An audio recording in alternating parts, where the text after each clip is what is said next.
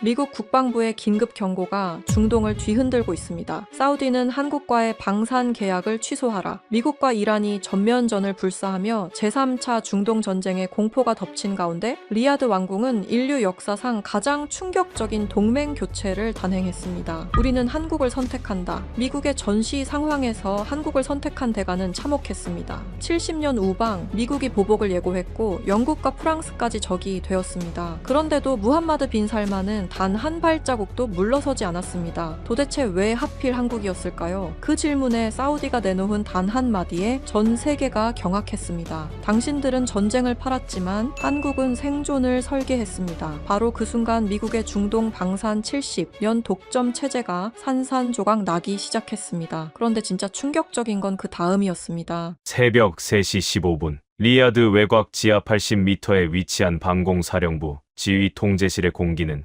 짓눌릴 듯이 무거웠습니다. 환풍기가 돌아가는 우웅거리는 기계음조차 평소보다 수십 배는 날카롭게 고막을 찌르는 듯했습니다. 미국과 이스라엘의 작전이 개시되었다는 미 중동 사령부의 긴급 통보를 받은 지 불과 3시간 만이었습니다. 제 이름은 타리크 알파시. 30년간 사우디아라비아 왕국의 하늘을 지켜온 군인이자 미국 군사교리의 철저한 맹신론자였습니다. 저는 펜타곤에서 유학하며 미군의 방공 시스템을 뼛속까지 익혔고 우리가 수백억 달러라는 천문학적인 오일머니를 지불하고 사들인 패트리엇 시스템이 세상에서 가장 완벽하고 뚫을 수 없는 철벽의 방패라고 믿어 의심치 않았습니다. 적어도 붉은 경고등이 지휘 통제실 전체를 미친 듯이 핏빛으로 물들이기 전까지는 말입니다. 국장님, 페르시아만 너머에서 대규모 미확인 비행체들이 포착되었습니다. 초정밀 메인 레이더를 주시하던 젊은 상황장교의 목소리가 미세하게 그러나 확실하게 떨리고 있었습니다. 어느 정도 규모인가? 제가 묻기가 무섭게 전면 스크린 위로 충격적인 광경이 펼쳐졌습니다. 까만 지도 위에 나타난 붉은 점들은 한두 개가 아니었습니다. 수십 개, 아니 100개를 넘어가는 점들이 맹렬하게 남하하고 있었습니다. 이란의 즉각적인 보복 타격이 시작된 것입니다. 전 부대 전투 배치, 패트리엇 시스템 전면 가동해 표적의 궤적을 즉시 계산하고 사거리 안에 들어오는 즉시 전탄 요격한다. 단 한 대도 왕국의 영공에 들이지 마라. 저의 단호한 명령에 따라 훈련받은 오퍼레이터들의 손가락이 키보드 위를 바쁘게 움직였습니다. 요격 미사일 발사 준비 완료를 알리는 녹색 불빛들이 콘솔에 차례로 들어왔습니다. 지상 발사대에서 화염을 뿜으며 패트리엇 미사일들이 밤하늘로 솟구쳐 오르는 진동이 지하 벙커까지 전해졌습니다. 저는 내심 안도했습니다. 우리에겐 세계 최고의 무기가 있으니까요. 그러나 교차의 순간 상황실 안에는 환호성 대신 끔찍한 비명 같은 침묵만이 내려앉았습니다. 다층 복합 공격입니다. 이란의 신형 인공지능 자폭 드론 샤헤드 개량형에 적어도 순항, 미사일, 심지어 단거리 탄도 미사일까지 한꺼번에 섞여서 날아오고 있습니다. 이놈들, 우리 패트리엇 레이더의 예측 알고리즘을 실시간으로 학습하며 회피 기동을 하고 있습니다. 피가 싸늘하게 식는 기분이었습니다. 패트리엇의 예측 시스템은 단순한 직선 궤적에는 완벽하게 작동했지만 미끼 드론이 레이더를 교란하는 사이 진짜 타격용 미사일이 사각지대를 파고드는 진화된 인공지능. 전술 앞에서는 마치 눈먼 장님처럼 허공만 가르고 있었습니다. 현재 요격률 45%입니다. 국장님, 다수가 방어망을 돌파했습니다. 절망적인 숫자가 귓가를 때렸습니다. 절반 이상의 요격 미사일이 빗나갔다는 뜻이었습니다. 스크린 위를 유유히 통과한 붉은 점들은 두 갈래로 나뉘어 왕국의 심장부를 향해 돌진하고 있었습니다. 한 무리는 세계 최대의 석유 정제 시설로, 다른 한 무리는 바로 14억 무슬림의 심장인 성지 메카를 향하고 있었습니다. 등줄기를 타고 식은땀이 비 오듯 흘러내렸습니다. 만약 석유 시설이 다시 불길에 휩싸인다면 전 세계 유가는 즉시 1배럴당 150달러를 돌파하며 전 지구적인 경제 대공황을 촉발할 것입니다. 그리고 성지 메카에 폭약이 떨어진다면 사우디 왕실의 정통성 자체가 완전히 붕괴되는 치명적인 재앙이었습니다. 30년의 맹신이 산산조각 나는 순간이었습니다. 우리가 돈으로 샀던 것은 무적의 안보가 아니라 언젠가 깨질 수밖에 없는 얇은 유리 방패였던 것입니다. 아침 햇살이 사막을 붉게 물들일 무렵 긴급 소집된 왕궁의 거대한 안보 회의실에는 숨막히는 침묵이 감돌고 있었습니다. 상석에 앉은 젊은 왕세자의 눈빛은 면도날처럼 날카로웠습니다. 어젯밤에 참담한 방어 실패 보고는 받았소. 그래서 해결책은 무엇이오? 국방장관이 진땀을 닦으며 대답했습니다. 미국 펜타곤의 사드 시스템 추가, 배치와 최신형 패트리엇 지원을 긴급 요청했습니다. 언제 가능하오? 최소 2월입니다.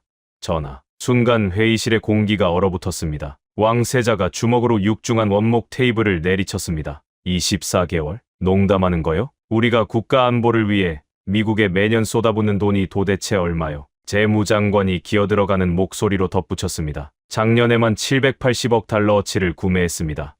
전하. 하지만 펜타곤 측에서는 우크라이나와 대만, 해협의 긴장 상태가 우선이라며 우리의 납기 순위를 뒤로 밀어버렸습니다. 심지어 그들은 납기를 앞당겨주는 조건으로 현재 우리가 보유한 구형 요격 미사일 1000발을 우크라이나에 우회 지원하라는 굴욕적인 거래까지 제안해왔습니다. 780억 달러, 한화로 100조 원이 넘는 천문학적인 돈을 쏟아붓고도 국가의 심장이 타들어가는 위기의 순간에 2년을 기다리라는 일방적인 통보를 받은 것입니다. 영국과 프랑스 역시 최소 18개월을 요구하며 위기를 빌미로 노골적으로 가격을 올리려 들고 있었습니다. 오일머니로 세상의 모든 안보를 살 수 있다고 믿었던 우리의 자존심이 철저하게 짓밟히는 순간이었습니다. 우리는 그들에게 70년을 함께한 피해 동맹이 아니라 언제든 돈을 빼먹고 아쉬울 때 버릴 수 있는 현금 인출기에 불과했던 것입니다. 깊은 절망의 한숨이 회의실을 채우던 그때 왕실 내에서 가장 과감한 실용주의자로 꼽히는 살만 빈 칼리드 왕자가 조용히 입을 열었습니다. 전하, 한 가지 대안이 있습니다만 모든 시선이 그에게 쏠렸습니다. 살만 왕자는 흔들림 없는 눈빛으로 회의실 전면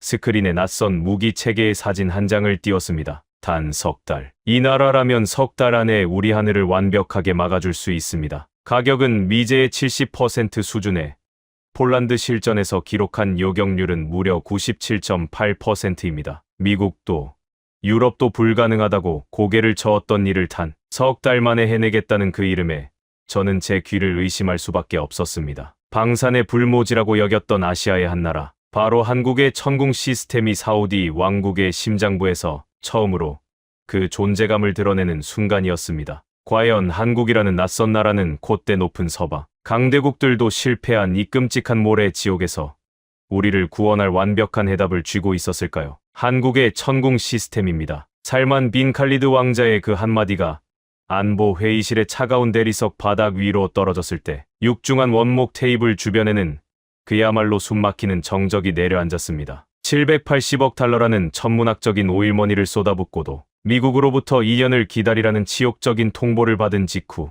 분노와 절망이 뒤엉킨 장관들의 얼굴에는 일순간 당혹감이 서렸습니다. 30년간 미군 교리만을 맹신해 온 저 타리크 알파시 국장 역시 두 귀를 의심했습니다. 가장 먼저 침묵을 깬 것은 굳은 표정의 국방장관이었습니다. 살만 왕자, 지금 농담을 하시는 거요. 한국이라니. 그들이 자동차나 스마트폰을 잘 만든다는 것은 나도 알고 있소. 하지만 방공 무기는 전혀 다른 차원의 문제요. 이슬람의 성지와 왕국의 심장부를 검증도 안 된 아시아 국가의 무기 체계에 맡기자는 겁니까? 우리는 지금 미국의 사드나 최신형 패트리엇을 논의하고 있는 중입니다. 국방장관의 목소리에는 명백한 불쾌감이 묻어 있었습니다. 서방의 군사 기술이 아니면 철저히 무시하는 우리 군. 수뇌부의 뿌리 깊은 편견이 그대로 드러나는 대목이었습니다. 재무장관 역시 헛기침을 하며 거들었습니다. 게다가 한국은 이스라엘처럼 실전 경험이 풍부한 나라도 아니지 않습니까? 우리의 돈은 단순히 고철 덩어리를 사는 데 쓰이는 게 아닙니다. 70년 동안 세계의 질서를 주도해 온 서방 세계와의 정치적,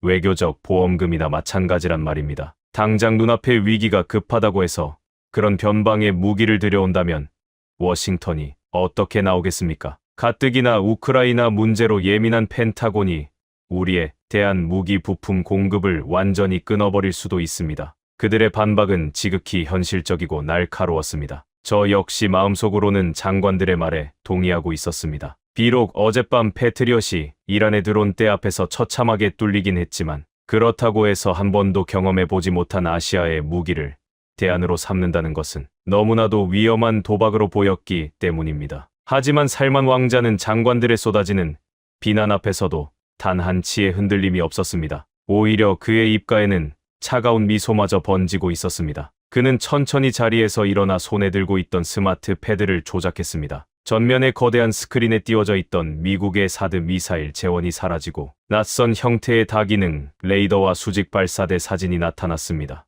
그리고 그 옆에는 붉은색 글씨로 선명하게 적힌 두 개의 숫자가 깜빡거리고 있었습니다. 석 달, 그리고 97.8%. 장관님들께서 우려하시는 바는 잘 알겠습니다. 하지만 우리는 지금 외교적 예의나 정치적 보험을 논할 여유가 없습니다. 어젯밤 우리의 하늘이 어떻게 뚫렸는지 벌써 잊으셨습니까? 당장 이란의 미사일이 우리 정유 시설을 불태우고 메카의 하늘을 위협하고 있습니다. 펜타곤이 자비를 베풀어 주기를 기다리는 2년 동안 우리 왕국의 경제와 자존심은 잿더미가 될 것입니다. 살만 왕자의 목소리는 조용했지만 회의실의 공기를 압도하는 묘한 힘이 있었습니다. 그는 스크린의 숫자를 손가락으로 가리켰습니다. 이것은 폴란드 국방부에서 극비리에 작성된 실전 요격 평가 보고서의 원본 데이터입니다. 얼마 전 러시아의 지원을 받은 국경 지대에 들어온 공격 당시 한국의 천궁 시스템이 기록한 수치입니다. 놀라지 마십시오. 총 47차례의 실전 침투 시도 중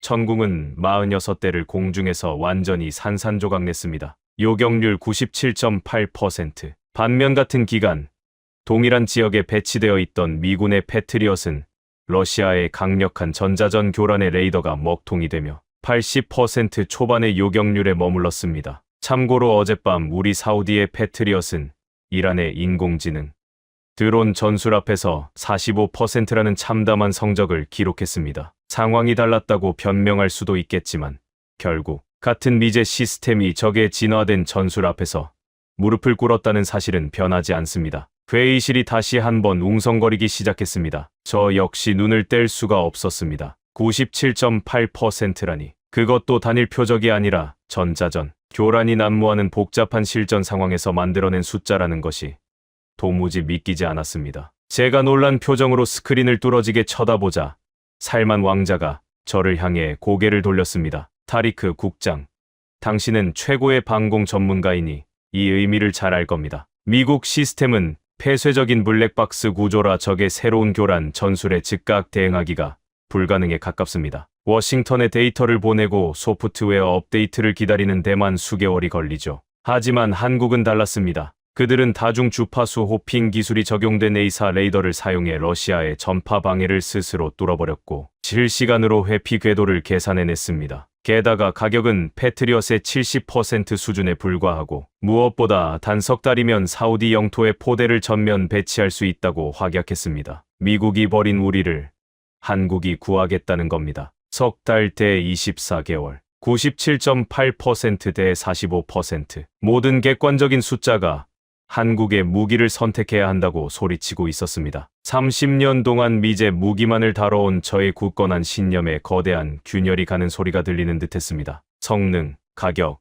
납기, 모든 면에서 미국의 오만한 조건을 압도하고 있었습니다. 바로 그 순간 굳게 닫혀있던 회의실의 무거운 문이 거칠게 열렸습니다. 회의실 안의 모든 시선이 문 쪽으로 쏠렸습니다. 사우디 최고 종교위원회의 수장이자 보수파의 거두인 이맘 유세프가 노기를 띤 얼굴로 지팡이를 짚으며 들어서고 있었습니다. 그의 등장에 장관들은 일제히 자리에서 일어나 예를 표했습니다. 왕실 내에서도 막강한 권력을 쥐고 있는 그는 전통과 율법을 수호하는 상징적인 인물이었습니다. 내가 밖에서 듣자 하니 아주 해괴한 논의가 오가고 있더군. 살만 왕자, 방금 뭐라고 했소? 한국이라고 했소. 70년간 피를 나눈 맹방을 하루아침에 버리고 안보의 검증도 외교의 역사도 없는 동방의 나라의 왕국의 하늘을 맡기겠다는 이 위험천만한 소리를 입에 올린 것이 맞소. 이맘 유세프의 쩌렁쩌렁한 목소리가 회의실을 울렸습니다. 그의 눈빛은 분노로 이글거리고 있었습니다. 70년간 쌓아온 동맹의 무게와 검증되지 않은 새로운 선택에 대한 두려움을 앞세운 그의 반대는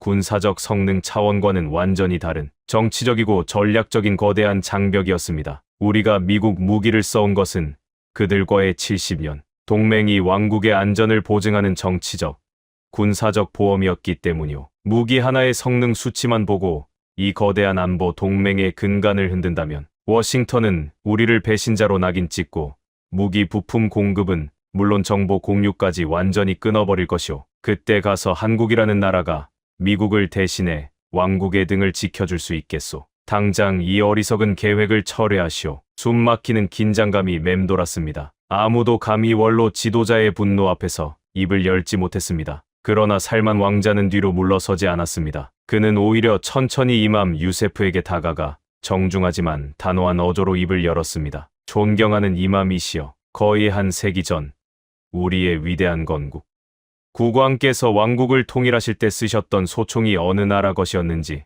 기억하십니까? 영국의 소총이었습니다. 당시의 보수파들도 외국의 무기로 이슬람의 땅을 통일할 수 없다고 반대했습니다. 하지만 건국 국왕께서는 개의치 않으셨습니다. 무기는 도구일 뿐 그것을 쥐고 있는 우리의 의지가 더 중요했기 때문입니다. 이맘 유세프의 짙은 눈썹이 꿈틀거렸습니다. 살만 왕자는 말을 이어갔습니다. 위대한 선지자 무함마드께서도 전쟁에 임하실 때 당시 최고의 철기 기술을 가졌던 예멘 지역의 칼을 구해서 쓰셨습니다. 선지자께서는 그 칼을 만든 장인의 출신을 따지지 않으셨습니다. 오직 우리 백성을 지킬 수 있는 가장 날카로운 검을 찾으셨을 뿐입니다. 지금 우리의 하늘이 불타고 있습니다. 당장 내일 메카에 폭탄이 떨어진다면 24개월 뒤에나 도착할 미국의 방패가 무슨 소용입니까? 그리고 이맘이시여, 오히려 생각해 보십시오. 어젯밤 미국의 방패가 우리 영공에서 참담하게 뚫린 이 사실이야말로 70년 동맹의 실체가 무엇이었는지를 여실히 보여주는 것 아니겠습니까? 생존 앞에서는 자존심도 전통도 사치일 뿐입니다. 우리에게 필요한 것은 왕국의 백성을 지킬 가장 강력하고 빠른 방패이며 지금 그 방패는 워싱턴이 아니라 한국의 서울에 있습니다. 살만 왕자의 웅변은 논리적이었고 정치적 명분마저 완벽하게 제압하고 있었습니다. 이맘 유세프는 수염을 파르르 떨었지만 더 이상 반박할 명분을 찾지 못하고 입을 굳게 다물었습니다. 회의실에는 폭풍이 지나간 듯한 무거운 고요만이 남았습니다. 모든 논쟁을 조용히 지켜보고 있던 사우디 왕세자가 마침내 무거운 침묵을 깨고 입을 열었습니다. 그의 한마디에 중동의 방산 지도가, 아니 세계의 역사가 뒤바뀔 참이었습니다. 살만 왕자의 말이 맞소. 명분으로 미사일을 막아낼 수는 없는 법. 우리는 자존심 대신 생존을 선택할 것이오. 하지만 숫자가 아무리 화려해도 우리의 두 눈으로 직접 확인하기 전까지는 함부로 왕국의 운명을 맡길 수 없소. 왕세자의 날카로운 시선이 저를 향해 꽂혔습니다. 타리크 국장, 당신이 오늘 밤 당장 한국으로 떠나시오. 당신의 그 깐깐한 미군식 잣대로 그들의 시스템을 철저하게 발가벗겨 보시오. 폴란드에서 통했던 그 97.8%의 기적이 이 지옥 같은 사막의 모래바람 앞에서도 똑같이 통할 수 있는지, 그들이 우리를 급할 때만 돈을 빼먹는 호구로 보는지, 아니면 진정한 피를 나눌 안보의 형제로 생각하는지 당신의 두 눈으로 똑똑히 확인하고 오시오. 명령이 떨어졌습니다. 70년의 맹신을 깨고 낯선 대안을 마주해야 하는 순간이었습니다. 저는 즉시 짐을 꾸려 7,000km가 넘는 비행기에 올랐습니다. 비행기 창밖으로 까만 밤하늘을 바라보며 제 머릿속은 수많은 질문으로 터질 것 같았습니다. 영하의 추위와 평원만 펼쳐진 동유럽 폴란드에서 성공을 거둔 시스템이었습니다. 과연 그 한국이라는 나라의 무기가 섭씨 50도를 오르내리는 가마솥 같은 더위와 눈조차 뜰 수 없는 잔인한 모래폭풍이 몰아치는 중동의 가혹한 자연환경을 버텨낼 수 있을까요? 진실을 확인하기 위한 초읽기는 이미 시작되고 있었습니다. 7,000km, 사우디아라비아 리야드에서 대한민국 수도 서울까지 날아가는 11시간 동안 제 머릿속은 온통 의심과 불안으로 가득 차 있었습니다. 비행기 창밖으로 펼쳐진 까만 밤하늘을 멍하니 바라보며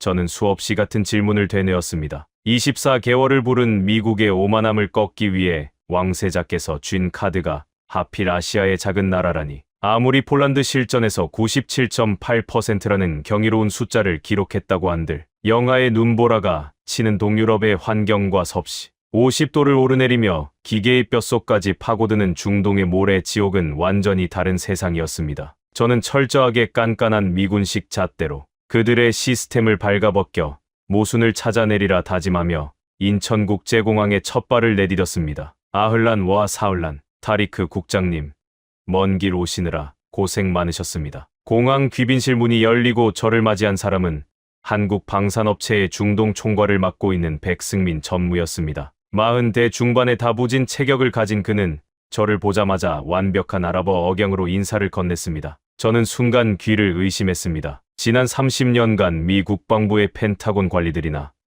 프랑스 무기상들을 수도 없이 만나봤지만 그들은 단 한 번도 우리의 언어로 먼저 인사를 건넨 적이 없었습니다. 그들은 항상 오만한 태도로 영어나 불어를 강요했고 우리가 그들의 방식에 맞추기를 원했습니다. 하지만 백승민 전무는 달랐습니다. 아랍어가 아주 유창하시군요. 놀랐습니다. 제가 굳은 표정을 살짝 풀며 대답하자 그는 사람 좋은 미소를 지으며 말했습니다. 두바이와 쿠웨이트 현장에서 10년을 뒹굴었습니다. 중동의 모래바람을 직접 맞아보고 그곳의 문화를 온몸으로 이해하지 못한다면 어떻게 그분들의 생명을 지키는 진정한 파트너가 될 수 있겠습니까? 무기를 파는 것은 기술이지만 안보를 책임지는 것은 마음을 나누는 일이라고 배웠습니다. 파트너, 그리고 마음. 780억 달러를 현찰로 쥐어주고도 순위를 뒤로 밀리며 철저하게 호구 취급을 받았던 저에게 백 전무의 첫인상은 신선한 충격이었습니다. 하지만 감상에 젖을 시간은 없었습니다. 우리의 하늘은 당장 내일이라도 뚫릴 수 있는 끔찍한 위기 상황이었으니까요. 저희 일행은 곧바로 한국의 남쪽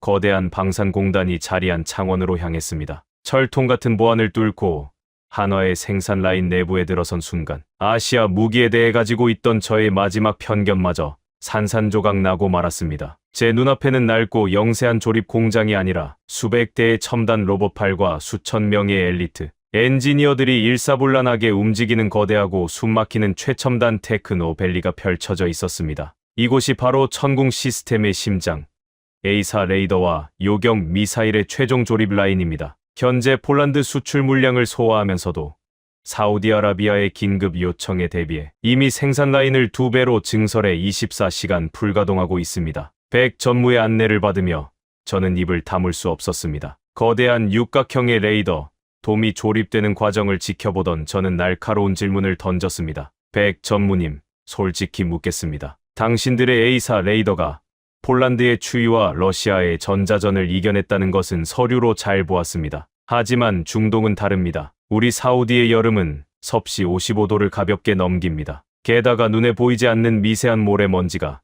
기계 속으로 파고들면 그 천하의 미제 페트리어 레이더조차 과열로 뻗어버리거나 모터가 타버리기 일쑤입니다. 이 정밀한 장비가 그 지옥 같은 모래 폭풍을 버틸 수 있다고 자신하십니까? 저의 도발적인 질문에 백 전무는 당황하기는커녕 오히려 기다렸다는 듯이 빙긋 웃었습니다. 그는 저를 생산 라인 안쪽의 거대한 환경 통제 실험실로 안내했습니다. 두꺼운 방음유리 너머로 굉음이 울리고 있었습니다. 그 안에서는 천궁 레이더의 축소 모델이 거센 강풍과 함께 붉은 모래를 정통으로 두들겨 맞고 있었습니다. 스크린에 표시된 실험실 내부 온도는 무려 섭씨 60도를 가리키고 있었습니다. 국장님, 우리는 사우디아라비아 정부가 우리에게 입찰을 제안하기도 전인 1년 전부터 이미 중동의 기상청 데이터를 10년치 이상 모조리 쓸어와 분석을 끝냈습니다. 백 전무가 태블릿 화면을 넘기며 설명했습니다. 이 레이더의 냉각 시스템은 일반적인 공랭식이 아닙니다. 섭씨 60도에 끓어오르는 열기 속에서도 자체적으로 완벽한 항온을 유지하는 특수 액체 냉각 방식을 적용했습니다.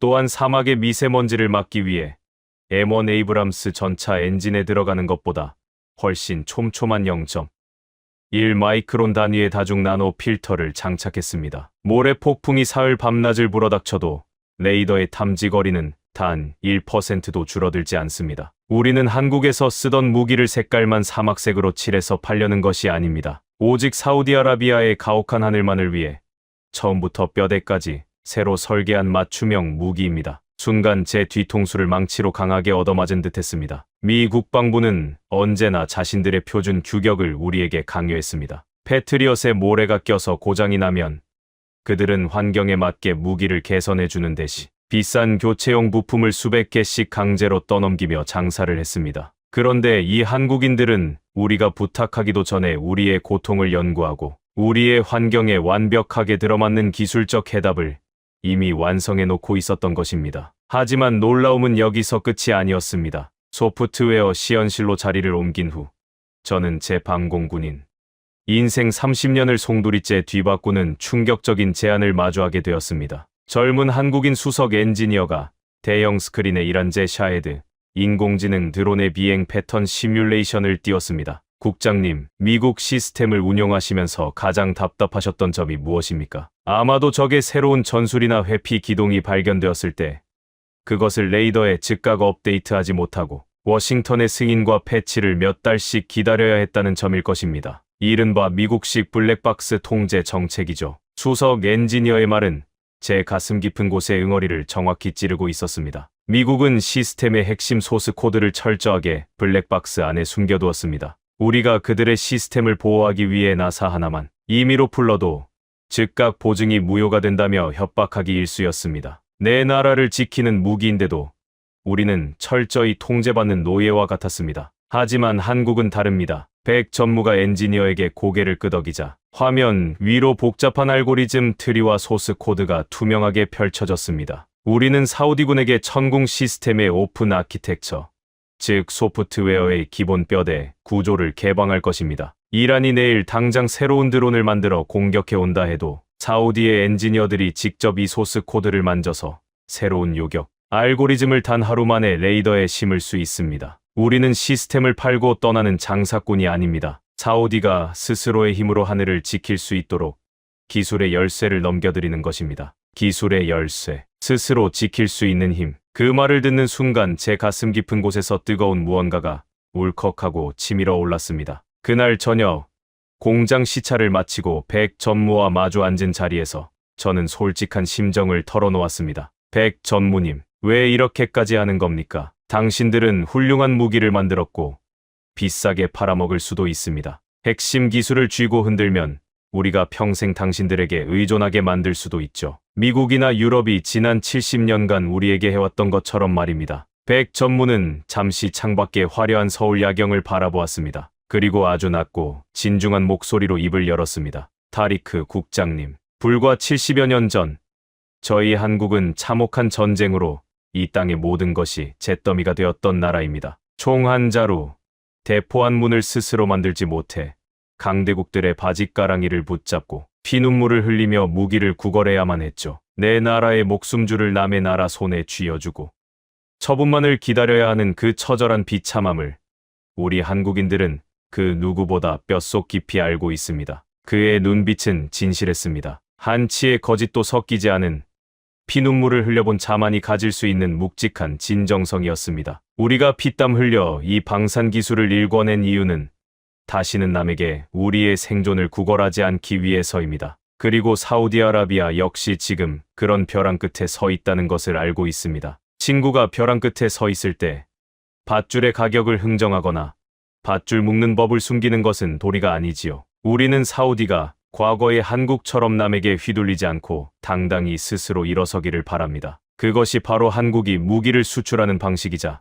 파트너를 대하는 예의입니다. 그 순간 저는 깨달았습니다. 우리가 70년 동안 780억 달러라는 천문학적인 오일머니를 쏟아붓고도 결코 가질 수 없었던 단 한 가지. 그것은 바로 우리를 한낱 돈줄이 아닌 동등한 존엄을 가진 국가로 대우해 주는 진정한 동반자였습니다. 살만 왕자의 선택은 틀리지 않았습니다. 한국은 단순한 무기 공급처가 아니라 석유 왕국 사우디의 미래 생존을 함께 설계할 유일무이한 형제 국가였습니다. 저는 숙소로 돌아오자마자 최고 보안 회선으로 리야드의 살만 왕자에게 단 한 줄의 암호 메시지를 타전했습니다. 그들은 완벽하게 준비되어 있습니다. 우리는 진짜 해답을 찾았습니다. 가슴이 터질 듯이 벅차올랐습니다. 한국의 첨단 기술력과 그들의 뜨거운 진정성은 30년간 제 머리를 지배하던 미군 맹신주의를 철저하게 부숴버렸습니다. 저는 이 완벽한 무기가 하루빨리 사우디의 붉은 사막에 세워지기를 열망했습니다. 하지만 저의 벅찬 기대 한편에는 여전히 서늘한 긴장감이 도사리고 있었습니다. 실험실의 시뮬레이션 숫자와 공장 라인에서의 굳은 약속은 완벽했습니다. 그러나 서류상의 데이터와 진짜 전쟁은 완전히 다른 법입니다. 무기라는 것은 결국 통제되지 않는 끔찍한 대자연 앞에서도 적의 악랄한 기습 앞에서도 스스로를 증명해내야만 합니다. 한 달 뒤 사우디아라비아 서북부에 위치한 붉은 죽음의 땅 네푸드 사막에서 역사적인 천궁의 첫 실전 시연회가 열릴 예정이었습니다. 그곳에는 한국 무기가 실패하기만을 손꼽아 기다리며 비웃음을 장전한 미국 중동 사령부의 콧대 높은 장성들과 호시탐탐 우리의 뒤통수를 노리는 프랑스 무기상들이 팔짱을 낀 채 매의 눈으로 지켜보고 있을 것입니다. 과연 이 아시아의 낯선 무기는 사막의 태양이 모든 것을 태워버리듯이 자결하고 인공 모래 폭풍이 시야를 완벽하게 가리는 그 가혹한 모의 전투의 지옥 속에서도 자신만만하게 장담했던 그 완벽한 기적을 증명해낼 수 있을까요?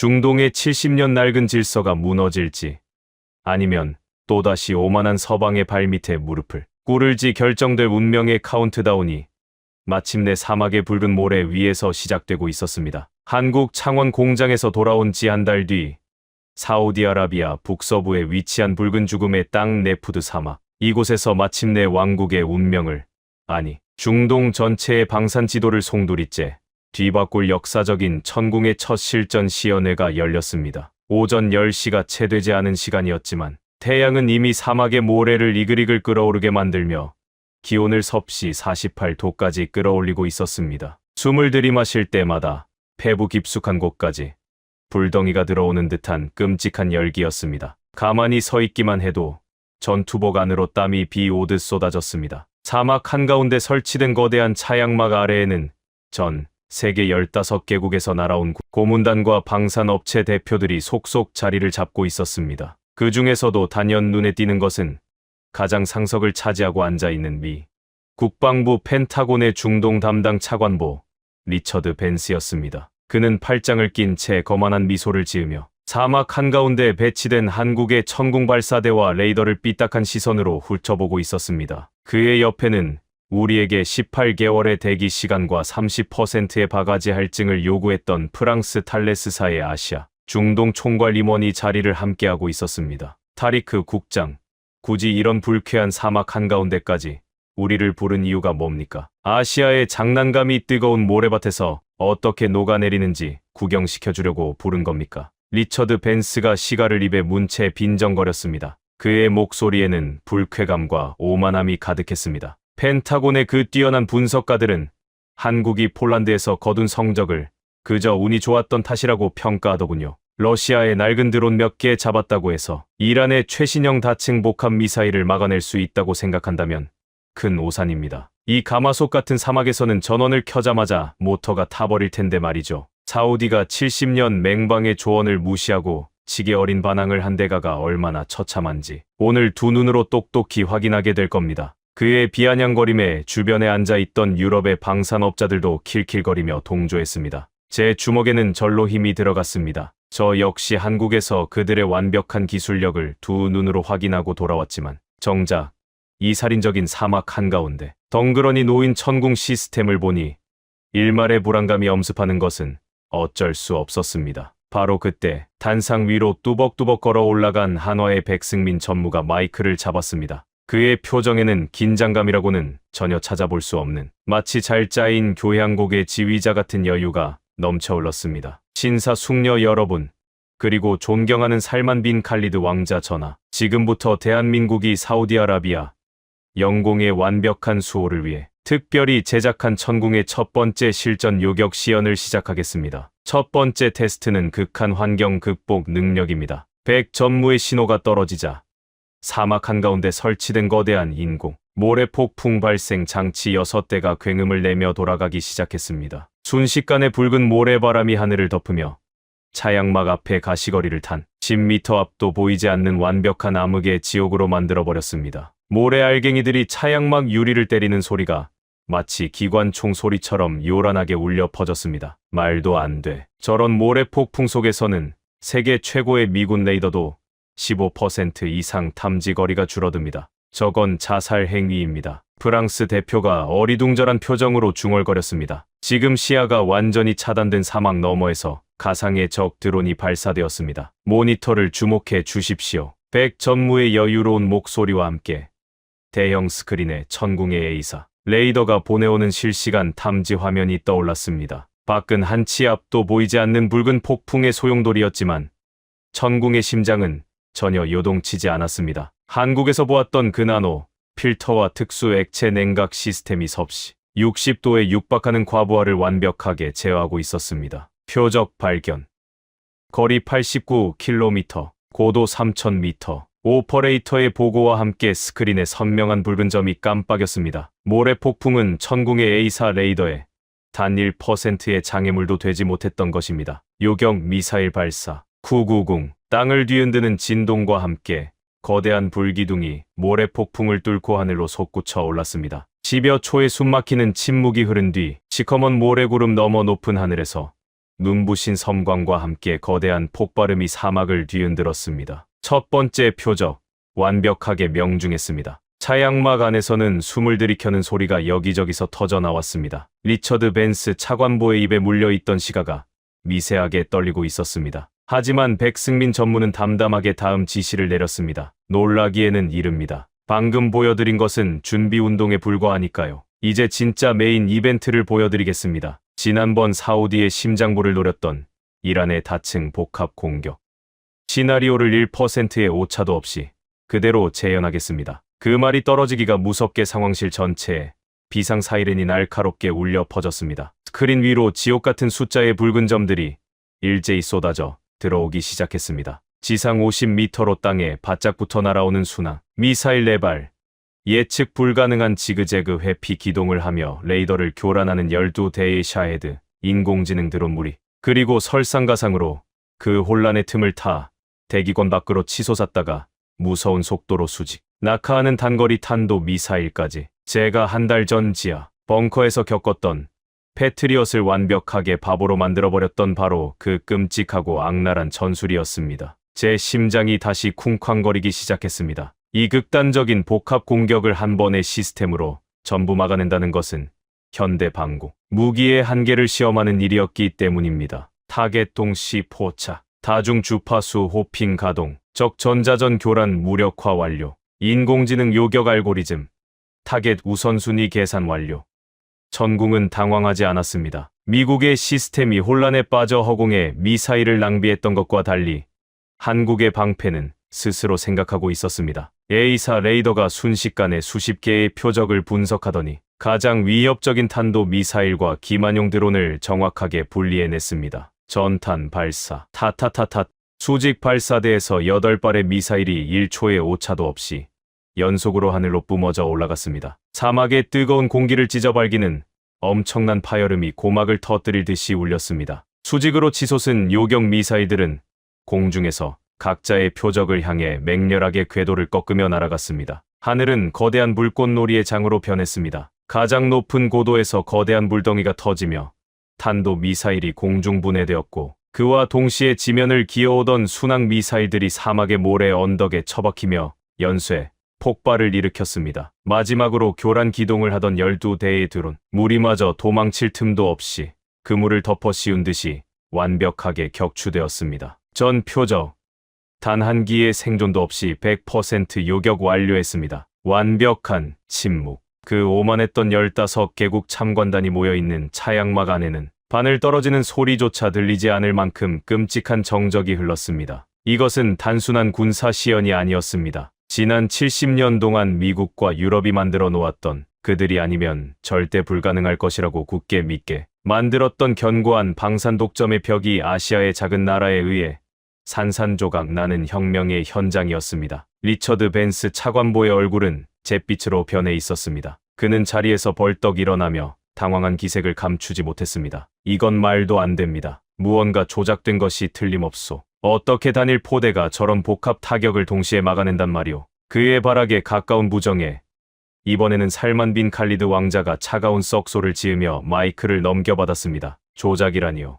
벤스 차관보. 당신의 펜타곤이 자랑하는 군사 위성이 이 안을 위해서 지금의 모든 궤적을 실시간으로 녹화하고 있지 않습니까? 본국에 돌아가서 그 위성 데이터를 다시 한번 찬찬히 분석해 보시지요. 아, 놀라기엔 아직 하나가 더 남았습니다. 살만 왕자가 백승민 전무에게 고개를 끄덕였습니다. 백 전무는 조용히 미소 지으며 무전기에 대고 마지막 명령을 내렸습니다. 이동 중 발사 시연 시작하십시오. 그의 말이 끝나자마자 모래 폭풍이 거친 사막 한가운데서 놀라운 광경이 펼쳐졌습니다. 방금 전까지 미사일을 쏘아 올렸던 거대한 육륜구동 천궁 발사대 트럭과 레이더 트럭이 진지를 접을 생각도 하지 않은 채 갑자기 우렁찬 엔진 소리를 내며 사막을 질주하기 시작한 것입니다. 시속 60km의 엄청난 속도로 덜컹거리는 험지를 달리면서도 천궁의 레이더 돔은 목표물을 향해 끈질기게 회전하며 빔을 쏘고 있었습니다. 아니, 이동 중에 요격 미사일을 쏜다고. 저건 미제 패트리엇도 불가능한 기술입니다. 달리는 차체 위에서 어떻게 레이더의 수평 정렬을 유지한단 말입니까? 프랑스 대표가 쥐고 있던 펜을 바닥에 떨어뜨리며 경악에 차 소리쳤습니다. 그것이 바로 한국의 기술입니다. 달리는 트럭 위에서 또 한 발의 미사일이 발사관을 뚫고 치솟았습니다. 발사 직후 트럭은 즉시 방향을 틀어 회피 기동을 했고 허공으로 날아간 미사일은 보란듯이 가상의 적 헬기 표적을 산산조각 냈습니다. 쏘고 바로 도망친다. 이른바 적의 보복 타격을 완벽하게 무력화시키는 슛.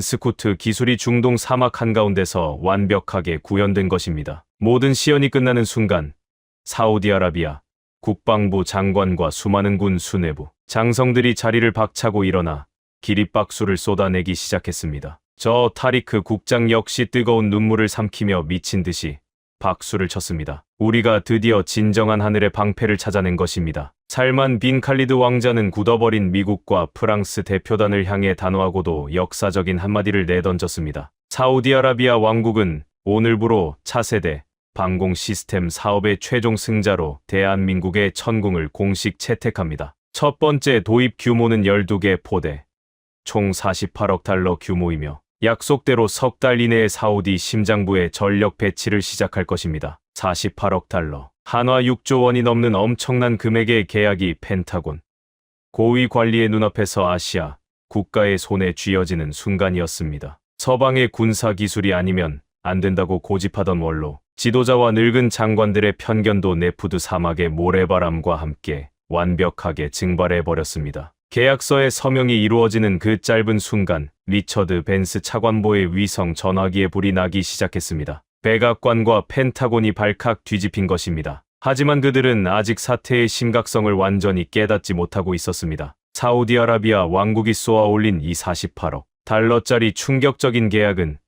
결코 하나의 사건으로 끝날 일이 아니었기 때문입니다. 미국의 70년 맹방이 한국을 선택했다는 이 묵직한 선언은 이제 곧 주변의 콧대 높은 아랍 국가들을 송두리째 뒤흔들 거대한 도미노의 첫 번째 조각이 쓰러진 것에 불과했으니까요. 네푸드 사막에서 울려 퍼졌던 거대한 폭발음과 사우디아라비아의 48억 달러 공식 채택 선언은 그야말로 중동에 굳건했던 모래 언덕을 단숨에 뒤엎어버린 거대한 지진이었습니다. 계약서의 잉크가 채 마르기도 전인 그날 자정, 제 집무실의 최고 보안 직통 전화기는 그야말로 불이 날듯이 울려대기 시작했습니다. 가장 먼저 다급하게 전화를 걸어온 사람은 불과 며칠 전까지만 해도 사막 한가운데서 우리를 촌뜨기 취급하며 비웃었던 미 국방부의 리처드 벤스 차관보였습니다. 타리크 국장, 무언가 큰 오해가 있는 것 같소. 살만 왕자 전하께서 잠시 감정적으로 치우치신 모양인데 우리 펜타곤이 사우디 왕국의 그 오랜 우정을 저버릴 리가 있겠소. 내가 방금 백악관 안보회의를 거쳐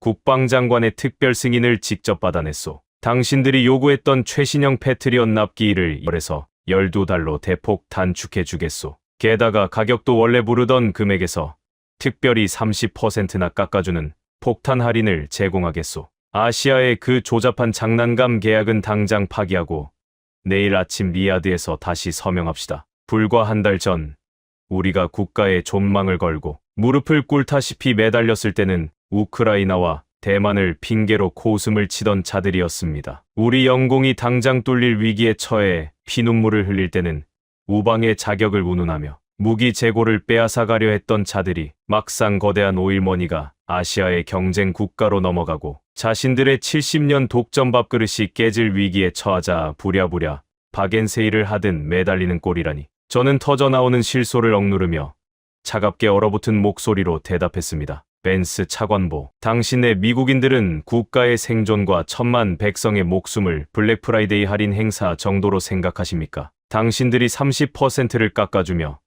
선심을 쓰는 척하는 그 12달 동안 이란의 미사일은 얌전히 창고에서 대기해준답니까? 우리가 70년 동안 780억 달러라는 천문학적인 돈을 쏟아부어 확인한 것은 당신들의 오만함뿐이었습니다. 이미 결정된 일입니다. 사우디아라비아의 하늘은 이제 우리가 선택한 진정한 파트너와 함께 지킬 것입니다. 두 번 다시 이런 모욕적인 흥정 전화는 걸지 마십시오. 저는 망설임 없이 전화를 끊어버렸습니다. 30년간 제 뼛속까지 지배했던 미군 맹신주의의 사슬을 제 손으로 직접 끊어내는 통쾌한 순간이었습니다. 하지만 놀라운 일은 다음 날 아침부터 본격적으로 시작되었습니다. 미국의 간담을 서늘하게 만든 사우디의 독자적인 행보는 주변의 콧대 높은 아랍 형제국들에게 엄청난 충격과 영감을 불어넣었습니다. 오전 9시 두바이의 통치자이자 아랍에미리트의 국방 수뇌부인 셰이크 막툼이 직접 전용기를 타고 리야드 공항에 착륙했습니다. 타리크 국장,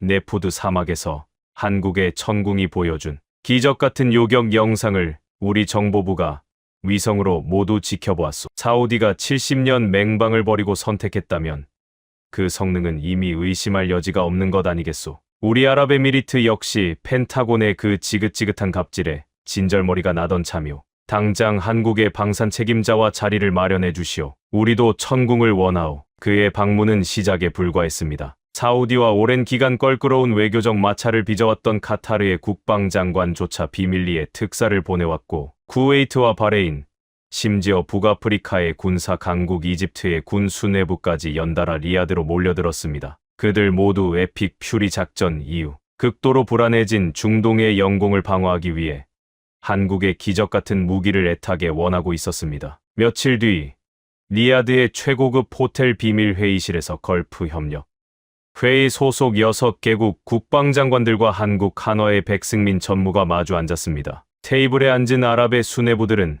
당장 천궁 포대를 자국에 들여놓기 위해 서로 엄청난 액수의 수표를 꺼내 들 기세였습니다. 백 전무, 우리 아랍에미리트도 사우디와 동일한 조건으로 8개 포대를 계약하겠소. 대신 수입만 하는 것이 아니라 우리 현지에서도 일부 조립을 할 수 있게 해주시오. 아랍에미리트 대표의 말에 질세라. 카타르와 쿠웨이트 대표도 앞다투어 현지 생산 조건을 내걸며 물량 확보 경쟁을 벌였습니다. 분위기가 과열되자 백승민 전무가 조용히 자리에서 일어나 지도를 펼쳤습니다. 그리고 중동의 역사를 송두리째 바꿀 그 누구도 상상하지 못했던 천재적인 대제안을 던졌습니다. 장관님들, 이렇게 각자 따로 수입하고 경쟁하실 필요가 없습니다. 한국은 여러분 모두에게 무기를 팔고 떠나는 단순한 상인이 될 생각이 없습니다. 저는 이 자리에서 걸프 6개국을 하나로 묶는 걸프 통합 현지 생산 체계의 구축을 제안합니다. 회의실이 일순간 조용해졌습니다. 백 전무는 확신에 찬 목소리로 설명을 이어갔습니다. 사우디아라비아는 막강한 자본과 넓은 영토를 바탕으로 천궁의 핵심인 A사 레이더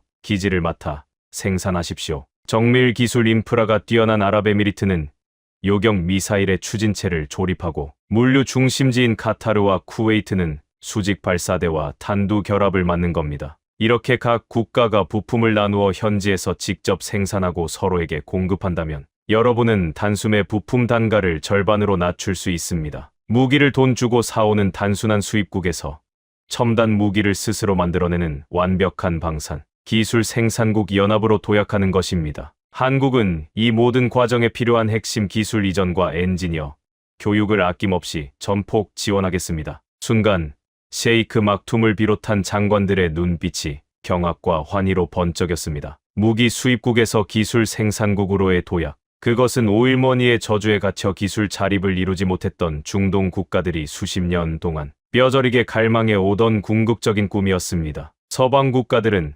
자신들의 통제력을 잃을까봐 절대 내어주지 않던 그 핵심 기술의 열쇠를 한국은 중동 전체의 평화를 위해 아낌없이 테이블 위에 올려놓은 것입니다. 이것은 단순한 거래가 아닙니다. 형제의 맹약입니다. 우리 아랍에미리트는 전적으로 동의합니다. 그 자리에서 즉각적인 합의가 이루어졌습니다. 사우디아라비아의 48억 달러 계약을 마중물로 시작된 이 거대한 도미노는 수주 만에 걸프 6개국이 모두 참여하는 총 300억 달러, 한화로 무려 40조 원에 육박하는 대한민국 방산, 역사상 전무후무한 최대 규모의 통합방공연합 계약으로 팽창했습니다. 미국의 70년 낡은 제국이 무너지고 대한민국을 중심으로 한중동의 새로운 안보 질서가 완벽하게 탄생하는 눈부신 순간이었습니다. 하지만 축배의 샴페인을 터뜨리기에는 사막의 밤바람이 너무나도 서늘했습니다. 한국의 한화 엔지니어들이 밤낮을 가리지 않고 사막 위에서 사투를 벌이며 천궁 배치를 완료한 직후 한동안 숨을 고르며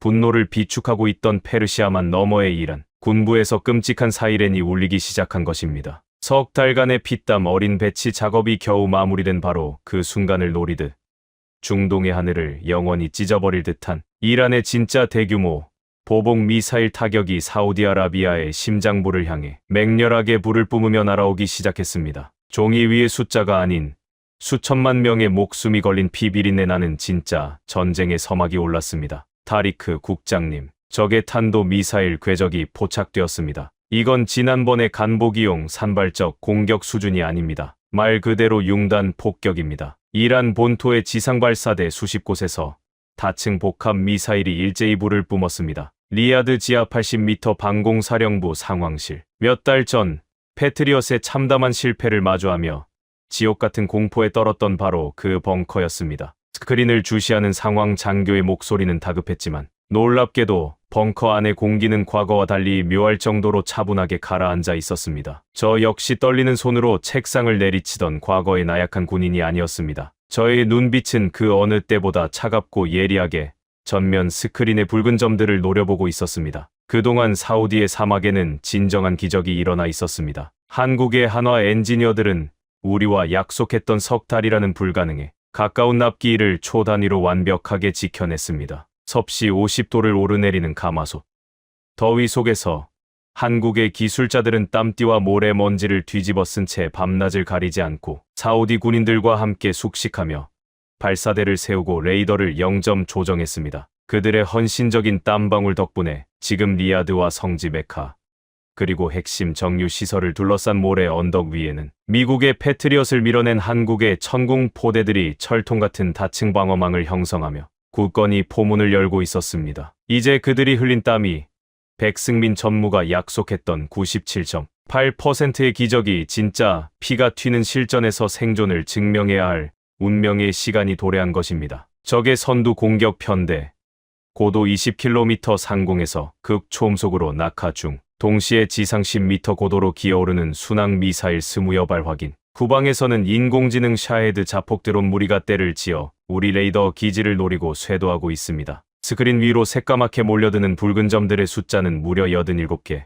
에픽 퓨리 작전 이후 이란이 사우디의 숨통을 끊어버리기 위해 작정하고 쏘아올린 한국가의 방공망을 완전히 마비시키고도 남을 끔찍한 물량이었습니다. 전 포대, 천궁 A사 레이더 다중 추적 모드 전개, 수동 개입은 최소화하고 인공지능의 교전 우선순위 판단을 신뢰한다. 각 포대는 교전 수칙에 따라 타겟을 분할해서 즉시 전탄 요격하라. 제 명령이 떨어짐과 동시에 사우디 전역의 사막에 숨죽이고 있던 천궁의 거대한 육각형 레이더들이 미친 듯이 전파를 뿜어내며 밤하늘을 스캔하기 시작했습니다. 다중 주파수 호핑 작동 중.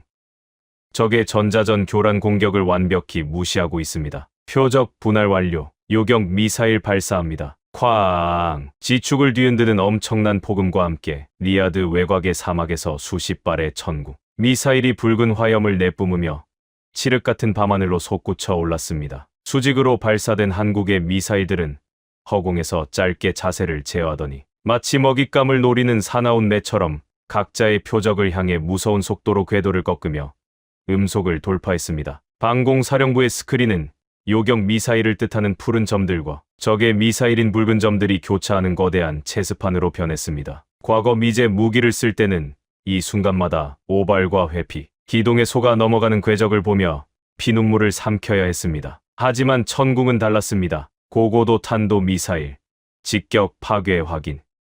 고도 2000m, 궤도를 비틀며 도망가던 드론물이 융단 격추 성공. 초저고도 순항 미사일 역시 사막 능선을 넘기 직전 전량 파괴되었습니다. 밤하늘 높은 곳에서 태양보다 밝은 거대한 섬광들이 연달아 번쩍이며 지옥의 불꽃놀이를 수놓았습니다. 이란의 미사일들은 사우디의 도심이나 정유 시설 근처에는 다가오지도 못한 채 수십 킬로미터 밖의 텅 빈 사막 상공에서 산산조각이 나며 고철 덩어리로 변해 모래 위로 우박처럼 쏟아져 내렸습니다. 남은 표적 10개, 5개, 3개, 최종 잔여 표적 1기, 사막 외곽 비인가 구역 상공에서 요격 완료.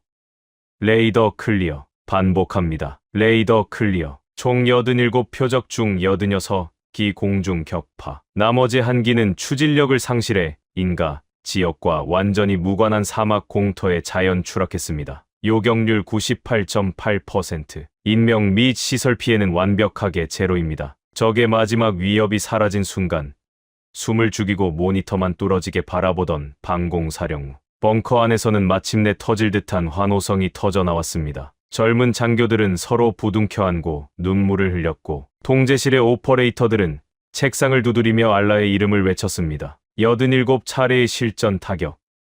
결과는 단 한 명의 민간인 피해도 단 하나의 핵심 시설.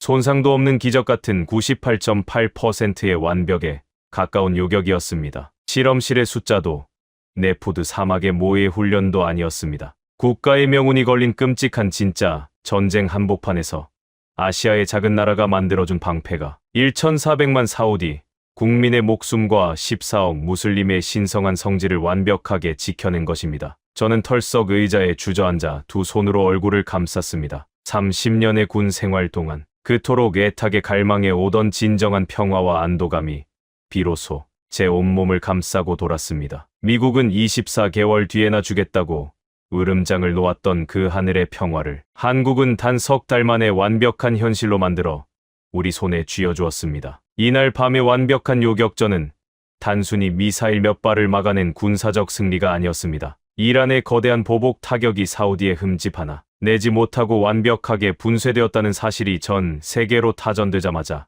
폭등하던 국제 유가는 거짓말처럼 진정세를 되찾았습니다. 벼랑 끝에 몰렸던 세계 경제는 깊은 안도의 한숨을 내쉬었고 에픽 퓨리 작전으로 불붙었던 중동의 끔찍한 확전 위기마저 차갑게 식어버렸습니다. 한국의 압도적인 방산 기술 하나가 폭주하던 전쟁의 광기를 멈춰 세우고 세계의 질서를 바로잡은 것입니다. 하지만 천궁이 사우디아라비아에 남긴 진짜 위대한 기적은 하늘 위의 불꽃놀이로 끝난 것이 아니었습니다. 완벽하게 지켜진 이 평화로운 하늘 아래 끔찍한 위기를 넘긴 석유 왕국의 붉은 모래 위에서는 수십 년 동안 그토록 꿈꿔왔던 진정한 자주국방과 위대한 경제 부흥의 싹이 찬란하게 피어나기 시작했습니다. 과연 무기를 사오는 철저한 늘에서 스스로 무기를 만드는 기술의 주인으로 거듭난 사우디아라비아의 이면에는 어떤 위대한 유산이 싹트고 있었을까요? 리야드의 맑은 아침 햇살이 거대한 통유리창을 통과해 제 집무실 책상 위로 따뜻하게 쏟아져 내리고 있었습니다. 에픽 퓨리 작전으로 중동 전체가 불바다가 될 뻔했던 그 끔찍한 위기의 밤으로부터 어느덧 2년이라는 시간이 흘러 있었습니다. 저는 김이 모락모락 피어오르는 찻잔을 들고 창가로 다가가 평화로운 수도의 스카이라인을 조용히 내려다보았습니다. 수백 개의 거대한 타워 크레인들이 쉴 새 없이 움직이며 하늘을 향해 마천루를 쏘아 올리고 있었고 도로에는 활기찬 사람들과 수많은 차량이 끊임없이 흐르고 있었습니다. 불과 2년 전 우리는 이 모든 화려한 문명이 하룻밤 사이에 잿더미로 변할지도 모른다는 끔찍한 공포에 떨고 있었습니다. 이란의 그 잔혹했던 87차례의 실전 보복 타격. 만약 한국의 천궁 시스템이 요격에 실패해서 우리의 정유 시설에 불이 붙었다면 전 세계 유가는 1배럴당 $150를 훌쩍 넘기며 지구촌 전체를 비참한 경제 대공황의 늪으로 끌고 들어갔을 것입니다. 하지만 그런 비극은 결코 일어나지 않았습니다. 한국의 방패는 사우디아라비아의 영공을 완벽에 가깝게 막아냈고 그 압도적인 승리의 결과는 단순한 군사적 방어를 넘어 사우디아라비아라는 국가의 운명 자체를 완전히 새로운 궤도로 올려놓았습니다. 가장 먼저 변화를 맞이한 것은 기적처럼 살아난 경제였습니다. 에픽 퓨리 작전 직후 짐을 싸서 중동을 떠나려던 글로벌 투자 은행들과 거대 다국적 기업들은 이란의 그 무시무시한 미사일 융단 폭격이 사우디 영공에서 허무하게 가루가 되어버리는 기적 같은 광경을 위성으로 목격한 뒤 오히려 투자금을 2배, 3배로 늘려 리야드로 몰려들기 시작했습니다. 이곳은 이제 중동에서 아니 전 세계에서 가장 하늘이 안전한 국가다. 월스트리트의 전설적인 투자자들이 앞다투어 선언했습니다. 그들이 쏟아부은 천문학적인 자본 덕분에 살만 빈 칼리드 왕자께서 야심차게 추진하던 수백조 원 규모의 미래 신도시 네옴시티 프로젝트는 단 한 번의 중단도 없이 가속 페달을 밟을 수 있었습니다. 하늘의 안전이 보장되자 사막 위에는 거대한 유리 도시가 속속 솟아올랐고 사우디아라비아는 석유 의존 경제에서 벗어나 첨단 기술과 관광의 중심지로 도약하는 벅찬 황금기를 맞이하게 된 것입니다. 하지만 제가 30년 군 생활을 통틀어 가장 가슴 벅차게 생각하는 진정한 기적은 화려한 빌딩 숲이 아니라 사우디 동부의 다란 지역에 세워진 거대한 방산 합작 공장에서 일어나고 있었습니다. 저는 한 달 전 백승민 전무와 함께 그 다란의 천궁 핵심 부품 생산 공장을 시찰하기 위해 방문했습니다. 과거 미국의 패트리엇을 쓸 때 우리는 고장난 부품 하나를 교체하기 위해 값비싼 비용을 지불하고 펜타곤에서 기술자가 비행기를 타고 날아오기만을 수주 동안 하염없이 기다려야만 했습니다. 미군은 절대 자신들의 무기 분해를 허락하지 않았고 우리는 우리 땅을 지키는 무기의 내부 구조조차 알지 못하는 철저한 까막눈이었습니다. 그러나 한국은 달랐습니다. 다란 공장의 거대한 방진 출입구를 통과해 최첨단 클린룸 내부로 들어선 순간 저는 제 눈을 의심할 수밖에 없는 감동적인 광경을 마주했습니다. 눈부시게 하얀 방진복을 입은 수백 명의 사우디아라비아 청년 기술자들이 한국의 한화 엔지니어들과 어깨를 나란히 한 채 복잡한 A사 레이더의 핵심 모듈을 직접 납땜하고 조립하고 있었던 것입니다. 언어는 달랐지만 그들은 쉴 새 없이 도면을 가리키며 열띤 토론을 벌였고 한국의 기술자들은 자신들이 수십 년간 피땀 흘려 축적해온 뼈저린 노하우를 단 하나의 숨김도 없이 사우디의 젊은이들에게 전수해주고 있었습니다. 타리크 국장님, 저기 보이십니까? 저것이 바로 일주일 전 우리 사우디아라비아 엔지니어들의 손으로 직접 깎고 조립해낸 천궁 레이더의 첫 번째 국산화 냉각 팬 부품입니다. 품질 테스트 결과 한국 창원 공장에서 만든 오리지널 부품과 단 1%의 성능 차이도 없는 완벽한 메이드 인 사우디 부품입니다. 백승민 전무가 자랑스러운 얼굴로 부품을 가리키며 말했습니다. 메이드 인 사우디. 그 단어를 듣는 순간 제 가슴이 뜨겁게 달아올랐습니다. 무기 수입국에서 기술 생산국으로 도약하겠다는 걸프 연합의 그 야심찬 꿈이 바로 이곳 한국인들의 진정성 어린 도움 속에서 완벽한 현실로 피어나고 있었던 것입니다. 오후에는 더 뜻깊은 행사가 공장 대강당에서 열렸습니다. 사우디아라비아 역사상 최초로 방산 핵심 기술 이전 과정을 수료한 100명의 여성 엔지니어들의 졸업식이 거행된 것입니다. 검은 히잡 위로 하얀 안전모를 쓴 여성들이 초롱초롱한 눈빛으로 단상을 바라보고 있었습니다. 과거 보수적인 율법에 얽매여 운전대조차 잡지 못했던 사우디의 여성들이 이제는 국가의 영공을 지키는 최첨단 미사일 레이더를 직접 설계하는 핵심 인력으로 다시 태어난 것입니다. 수석 졸업생인 28살의 엔지니어 누라가 단상에 올라 마이크를 잡았습니다. 그녀의 목소리는 미세하게 떨렸지만 그 어느 때보다 당당했습니다. 불과 몇 년 전까지만 해도 우리는 이 거대한 왕국에서 안보의 철저한 방관자였습니다. 하지만 한국의 훌륭한 엔지니어 선생님들은 우리에게 쇳덩어리 무기를 넘겨준 것이 아니라 스스로 생각하고 스스로를 지켜낼 수 있는 지혜의 열쇠를 넘겨주셨습니다. 우리는 더 이상 누군가에게 생존을 구걸하지 않을 것입니다. 조국의 하늘은 이제 우리 사우디아라비아 여성들의 손으로 직접 깎아낸 레이더로 지켜낼 것입니다. 우리에게 진정한 자립의 기회를 주신 대한민국에 깊은 감사를 드립니다. 누라의 연설이 끝나자 대강당은 터질 듯한 기립박수와 환호성으로 가득 찼습니다. 보수파 이맘 유세프마저 결사반대했던 그 낯선 아시아의 시스템이 이제는 낡은 관습을 깨고 여성들에게 첨단 기술의 주역이라는 새로운 생명을 불어넣는 위대한 사회적 혁명으로까지 이어지고 있었던 것입니다. 저는 몰래 눈시울을 붉히며 힘차게 박수를 쳤습니다. 졸업식이 끝나고 다란 공장의 옥상으로 올라간 저는 붉게 물들어가는 사막의 웅장한 석양을 바라보며 곁에 선 백승민 전무에게 조용히 말을 건넸습니다. 백 전무님, 70년 동안 미국은 우리에게 수백억 달러어치의 무기를 팔았습니다. 하지만 그들은 철저하게 고철 덩어리만을 팔았을 뿐 우리가 그 무기의 주인이 되는 것은 결코 허락하지 않았습니다. 우리가 평생 그들에게 의존하는 나약한 노예로 남기를 바랐으니까요. 백 전무는 말없이 사막의 지평선을 응시하며 제 말을 경청했습니다. 하지만 한국은 달랐습니다. 당신들은 우리에게 무기를 판 것이 아니라 우리 스스로 이 잔인한 세계에서 살아남는 방법을 완벽하게 설계해 주었습니다. 자존심을 잃고 벼랑 끝에 서 있던 우리에게 먼저 손을 내밀어 동등한 존엄을 가진 파트너로 대우해 주었죠. 사우디아라비아는 아니 중동의 모든 아랍 형제들은 대한민국의 이 위대한 헌신과 피 끓는 진정성을 결코 잊지 않을 것입니다. 백승민 전무가 특유의 사람 좋은 그러나 묵직한 신뢰가 담긴 미소를 지으며 제게 손을 내밀었습니다. 한국도 과거의 뼈저린 폐허 속에서 누군가의 도움을 받고 피눈물로 일어선 나라입니다. 혼자서 강해지는 것은 장사꾼도 할 수 있지만 함께 강해지는 것은 오직 진정한 형제만이 할 수 있는 일입니다. 앞으로도 대한민국은 사우디아라비아의 가장 든든한 방패이자 성장의 동반자가 될 것입니다. 함께 가시지요. 타리크 국장님. 저 역시 그의 손을 굳게 맞잡았습니다. 두 사람의 굳센 악수 너머로 사우디의 밤하늘에 촘촘히 박힌 별들이